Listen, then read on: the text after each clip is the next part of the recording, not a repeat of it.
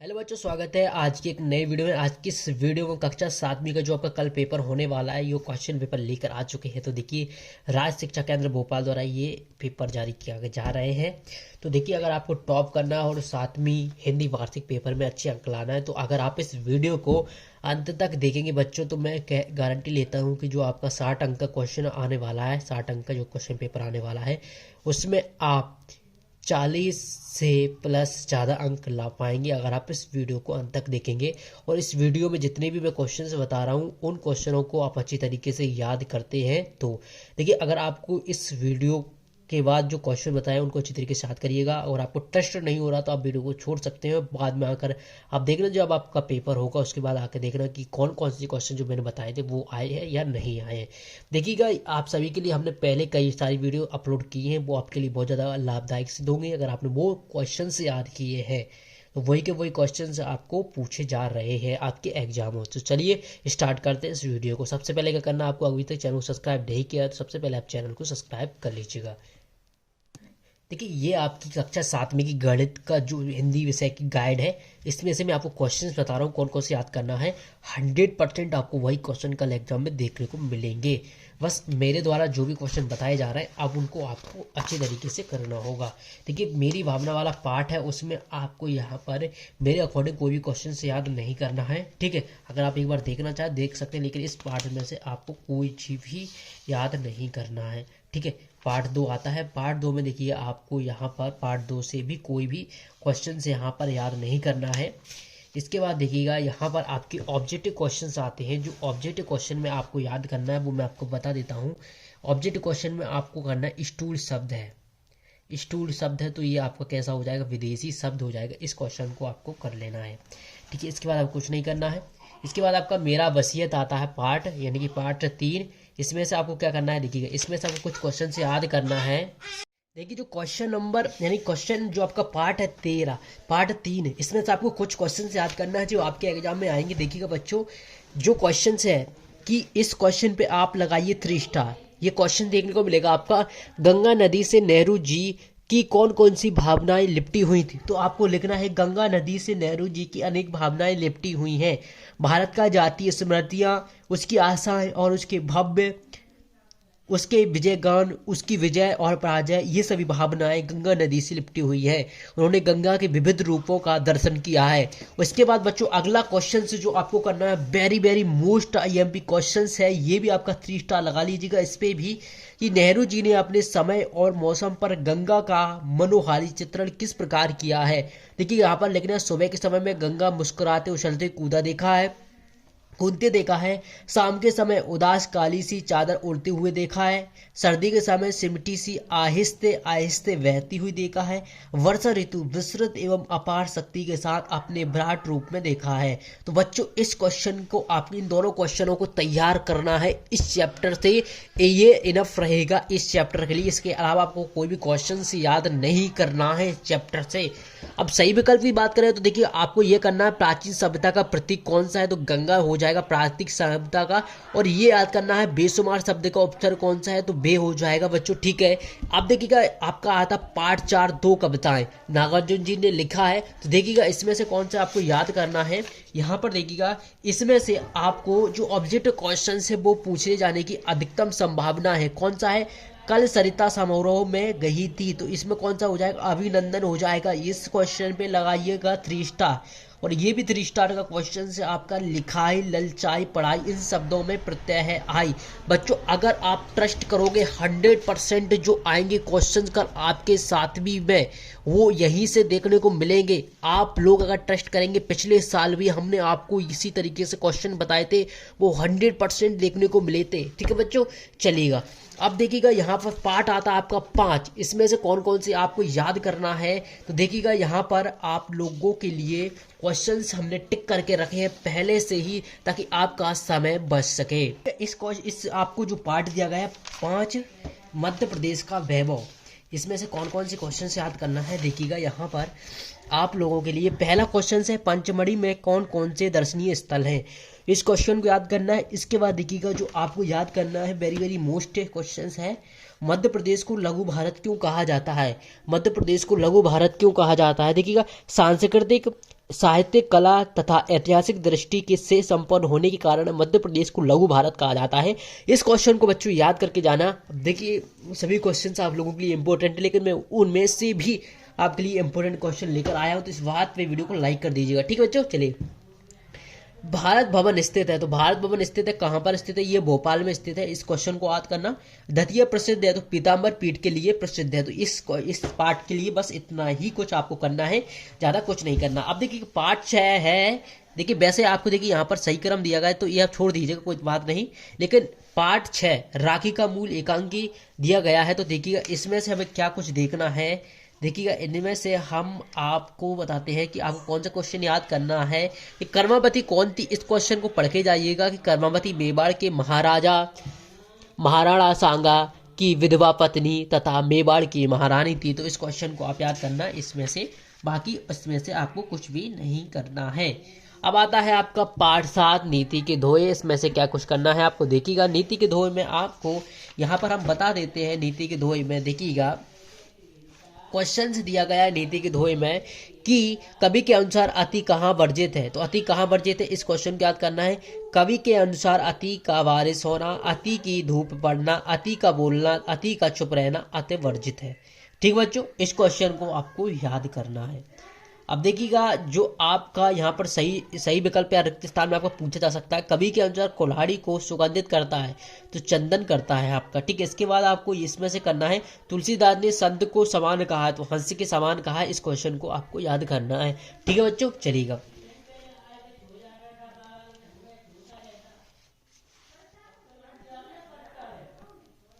इसके बाद देखिएगा जो आपका दिया गया है अगला ही है, इसी चैप्टर में से है, वो है आपका सही विकल्प क्वेश्चंस।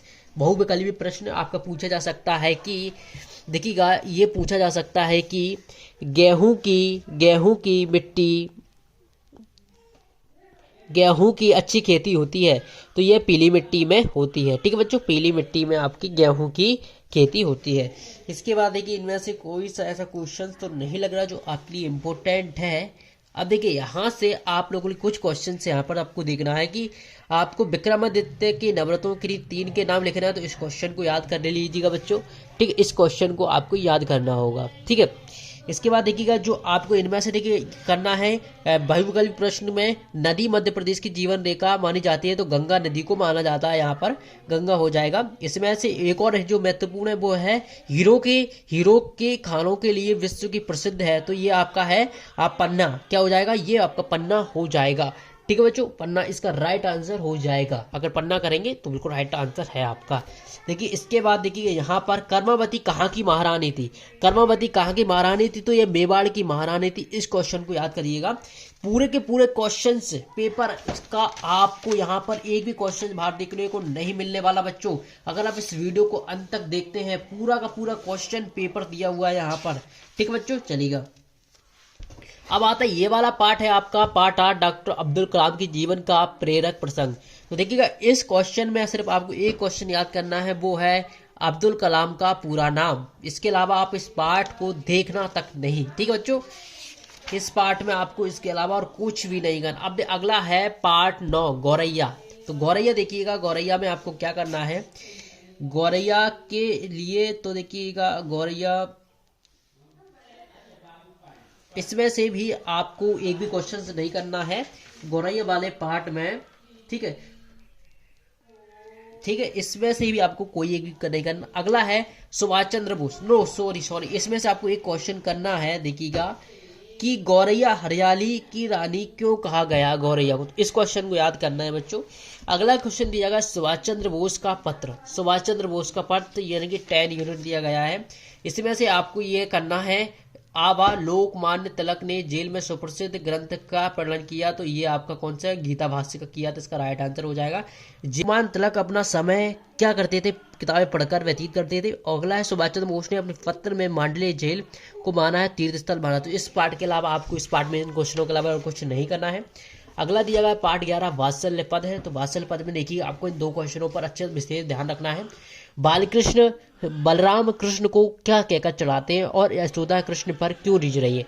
इन दोनों प्रश्नों पर आपको कमांड बनानी होगी, अच्छी तरीके से याद करना होगा। इसकी स्क्रीनशॉट ले लीजिएगा या फिर आपको ये पीडीएफ देखने को मिल जाएगी। इसके अलावा आप इस पाठ में कुछ मत करिएगा। अगला है पाठ 12 नींव का पत्थर, ये एकांकी है।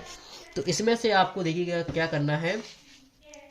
इसमें से देखिएगा यहाँ पर हम बताते हैं, इसमें से आपको एक भी क्वेश्चन से याद नहीं करने की जरूरत है। अगला है कि अगर नाक ना होती, इसमें से आपको एक क्वेश्चन करना है, नाक हीटर का काम कैसे करती है। नाक हीटर का काम कैसे करती है, इस क्वेश्चन को आपको करना होगा। इसके बाद विविध प्रश्नावली हम देख लेते हैं कौन सा क्वेश्चन आपके लिए। हाँ, विविध प्रश्नावली में आप लोगों के लिए देखिएगा, आप विविध प्रश्नावली में आप लोगों के लिए यहाँ पर एक एप्लीकेशन दी गई है। इस एप्लीकेशन को याद करना है। अपने विद्यालय के प्रधान अध्यापक को मामा की शादी में जाने हेतु अवकाश प्रार्थना पत्र लिखिए। ये 100% आने की संभावना है बच्चों। तो इस तरीके से इस क्वेश्चन को आप याद करिएगा। इसके अलावा आप कोई सा भी एप्लीकेशन याद मत करिएगा, ठीक है। चलिएगा अगला है मत ठहरो तुमको चलना ही चलना है। कविता है श्री कृष्ण शरण द्वारा लिखी गई है, ठीक है। तो देखिएगा यहाँ पर आपको श्री कृष्ण शरण द्वारा लिखी गई। तो इसमें से देखते हैं कि आपको कौन कौन से क्वेश्चन याद करने हैं। चलो इसमें छोड़ो, इसमें से भी क्वेश्चन आपको याद नहीं करना है। अगला दिया गया है कि छोटा जादूगर कहानी जयशंकर प्रसाद द्वारा लिखा गया है। यहाँ पर देखिएगा, इसमें से देख लेते हैं कि कौन कौन से क्वेश्चन आपको याद करना है। देखिएगा इसमें से आपको एक क्वेश्चन से याद करना होगा, वो है आपका देखिएगा यहाँ पर, ये है फर्स्ट क्वेश्चन, छोटा जादूगर से लेखक की मुलाकात कहाँ हुई। तो छोटा जादूगर से लेखक की मुलाकात कार्निवाल के मैदान में हुई थी, ठीक है बच्चों। चलिए अगला है कि नरब्दी वाला पाठ है, ये लोक कथा है। इसमें से देखिए आपको कोई सा भी प्रश्न याद करने की आवश्यकता नहीं है, इनमें से कोई सा भी क्वेश्चन नहीं पूछा जाएगा, ठीक है। अगला है मैं और भी दू कविता राम बतार त्यागी जी की है। तो इसमें देखते हैं कौन कौन सा क्वेश्चन आप लोगों के लिए होगा। तो देखिए इसमें से फर्स्ट क्वेश्चन ही आपके लिए इंपॉर्टेंट होगा, कवि मातृभूमि को क्या समर्पित करना चाहता है। तो कवि मातृभूमि को अपना तन मन और जीवन समर्पित करना चाहता है, ठीक बच्चों। चलिएगा अगला क्वेश्चन से इसमें दिया गया है, जो याद करना है आपको, इंपॉर्टेंट है, कवि क्षमा याचना क्यों कर रहा है। तो कवि मातृभूमि की रक्षा के लिए अपने घर आंगन गांव से मोह का बंधन तोड़ देना चाहता है, इसलिए वह अपने घर आंगन पर गांव से क्षमा याचना कर रहा है। तो इस तरीके से बस इन दो क्वेश्चनों पर अच्छी तरीके से याद करिएगा। इन दोनों में से आपका ये दोनों में से कोई क्वेश्चन आपको एक देखने को मिल जाएगा। अगला पार्ट दिया गया यहाँ पर लोकमान्य अहिल्याबाई जीवनी है, संकलित है। तो देखिए इसमें से कौन सा क्वेश्चन आप लोगों के लिए यहाँ पर हो सकता है याद करने वाला। तो देखिएगा हम आपको बता देते हैं, आपको इसमें से देखिएगा यहाँ पर भारत के मंदिर के कला के अनुपम होता है। तो इसका आंसर हो जाएगा वास्तु। तो इसको आपको याद करना है, इसमें से और कुछ आपको देखने की आवश्यकता नहीं है, ठीक है। अब ज्ञानदा की डायरी दी गई है, ज्ञानदा की डायरी, ज्ञानदा 19 पार्ट है आपका। तो ज्ञानदा की डायरी में आपको देखिए क्या करना है, एक इस क्वेश्चन को याद करना है कि कोच के ज्ञानदा की तारीफ क्यों की थी। तो इस क्वेश्चन को आपको याद करना है, ठीक। इसके बाद देखिए आपको दिया गया है कि मध्य प्रदेश में भोपाल को कहते हैं। तो ये क्रिकेट का गढ़ है, ये हॉकी गढ़ है। तो ये हॉकी गढ़ आपका राइट आंसर हो जाएगा। ज्ञानदा ने पर पेनल्टी किया था, तो ज्ञानदा ने किस पे किया था, पेनल्टी कॉर्नर पर किया था। तो ये आपका राइट आंसर हो जाएगा। हॉकी का जादूगर के नाम से कौन है, तो मेजर ध्यानचंद है। इसको ध्यान रखिएगा आप लोग, बस यहाँ तक इस क्वेश्चन को आपको कर लेना है, ठीक है। देखिए वाक्य प्रयोग से भी एक क्वेश्चन आपको देखने को मिलेगा, वाक्य प्रयोग। तो वाक्य प्रयोग में भी हम आपको बताएंगे और एक पर्यायवाची भी आपको पूछेगा। देखिए अगला है कि वेंकट, जो आपका पार्ट 20 है, महान वैज्ञानिक डॉक्टर चंद्रशेखर वेंकट रमन के बारे में हमें लिखना है। तो इसमें से आपको एक क्वेश्चन से यहाँ पर याद करना है, चंद्रशेखर वेंकट रमन का जन्म कब और कहाँ हुआ था। तो चंद्रशेखर वेंकट रमन का जन्म 7 जनवरी सन 1888 ईस्वी में दक्षिण भारत के तिरुचिरापल्ली नगर में हुआ था, ठीक बच्चों। तो इस क्वेश्चन को आपको याद कर लेना है।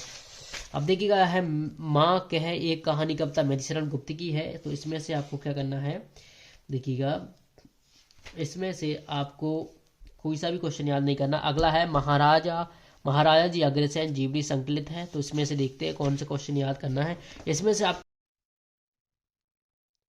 महाराजा अग्रसेन जी का जन्म कब और कहाँ हुआ था। तो महाराजा अग्रसेन जी का जन्म आज से 5125 वर्ष पूर्व अश्विनी शुक्ल शुक्ल प्रतिपदा को हरियाणा राज्य के हिसार जिले के प्रतापनगर में हुआ था। तो इसका आंसर हो जाएगा। अगला इसमें याद करना है, महाराजा अग्रसेन ने राज्य में किस परिपाटी का चलन प्रारंभ किया था। तो देखिए इसका आंसर लिखना है, महाराजा अग्रसेन ने अपने राज्य में एक परिपाटी का चलन प्रारंभ किया कि यदि कोई व्यक्ति अग्रोया राज्य में आकर बसता है तो प्रत्येक परिवार उसे 1 ईंट और 1 रुपये देगा। इस प्रकार से मकान के लिए ईंटें और व्यापार के लिए धन सहज मिल जाता था। तो इस तरीके से इस क्वेश्चन को आपको यहाँ पर याद करना होगा। अब अगला है देखिए पार्ट 23 दिया गया कर्तव्य पालन, डॉक्टर छाया पाठक। ठीक है, चलिएगा। तो इसमें से आपको देखिएगा, इस क्वेश्चन को आपको याद करना है, कौन सा, अर्जुन करुणा से क्यों भरे उठे। तो इस क्वेश्चन को आप देख लीजिएगा अच्छी तरीके से। इसके बाद बुंदेल केसरी आते हैं आपका पार्ट 24 की। इसमें से आपको कौन सा याद करना है। इसमें से आपको वीर चंपतराज आजीवन किसका विरोध करते रहे। तो इस क्वेश्चन को आप याद करके जाइएगा। ठीक है, अब विविध प्रश्नावली आ चुकी है। तो विविध प्रश्नावली में देखते हैं कौन कौन से आपको याद करना है।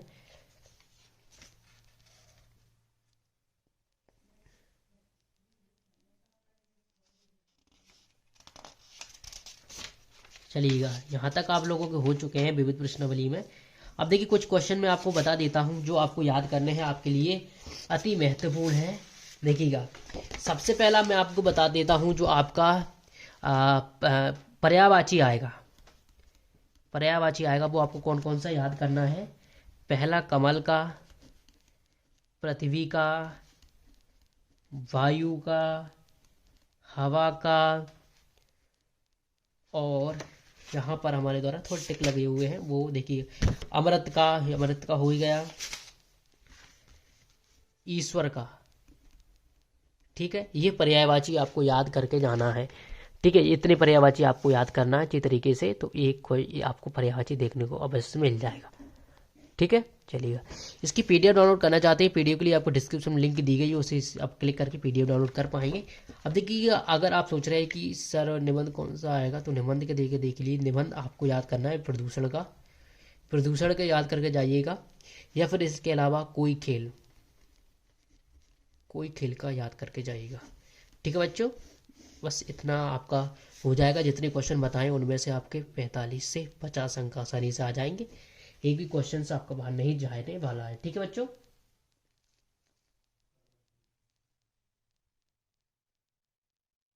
चलिए बच्चों, आशा करते हैं छोटी सी वीडियो आपको पसंद आई होगी। पसंद आई वीडियो को लाइक जरूर करिएगा। मिलते हैं नेक्स्ट वीडियो में। धन्यवाद।